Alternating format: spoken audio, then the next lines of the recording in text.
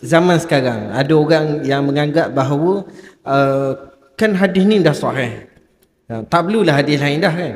So kita nak amal tak perlu mazhab, tak perlu hadis lain, kita amal mazhab Bukhari. Apa pandangan saja. Ya, hebat juga. Ulama kata fiqhul Bukhari fi tarajumihi. Fiqh ijtihad Imam Bukhari ada pada terjematul bab. Tajuk, dalam tajuk tu ada fiqh Imam Bukhari dah ada. Hadis bawa tu sebagai dalil bagi ijtihad dia, fiqh dia. Dah ada zaman 200 Hijriah lebih dah ada. Masa tu ramai dah amal dah dengan fiqh pak mazhab tu. Jadi zaman tu tidak bunyi. Kita tak mau ikut dah Imam Syafi'i, Imam pak mazhab ni dah lama dah kita duk ikut ni, baik kita tukar baru. Kullu jadidin lazizun, setiap yang baru ni ada rasa lain, rasa baru. Kita nak cuba hak baru pula, tak bunyi.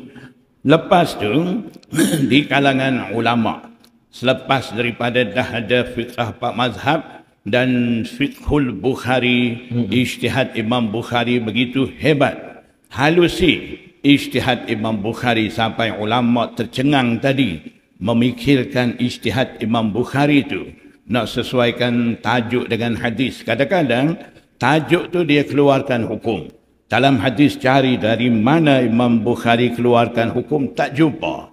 Jadi itu banyak cerita panjang lah. Tak sempat. Kena belajar 70 usul lah. Itu bagi belajar hadis betul-betul. Kena belajar banyak perkara. Barulah akan faham tajuk bab tu dulu. Hadis bab nak faham tu banyak cerita lagi.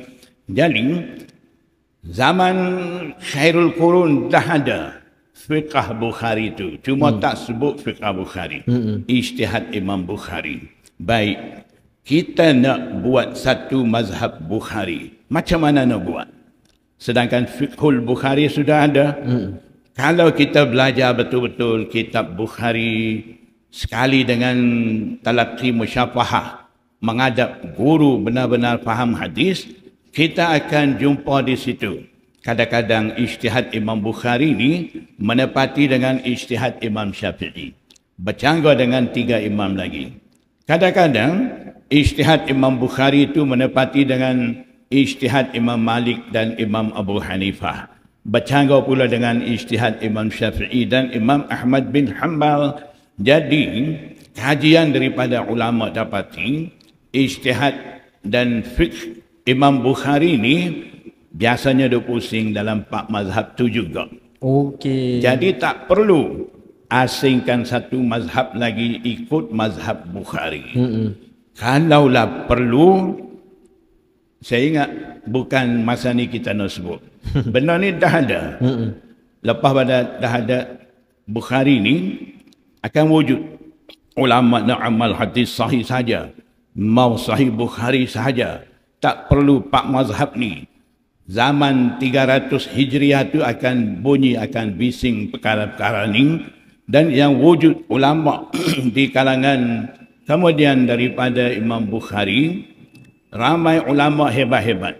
Hafiz Ibnu Hajar Al-Asqalani boleh syarah Bukhari kitab Fathul Bari. Allama Badruddin Aini syarah Bukhari kitab Umdatul Bukhari. Jadi Imam Nawawi syarah Sahih Muslim, ramai ulama syarah kitab Kutubus Sittah. Mereka pun tidak bawa cerita tu.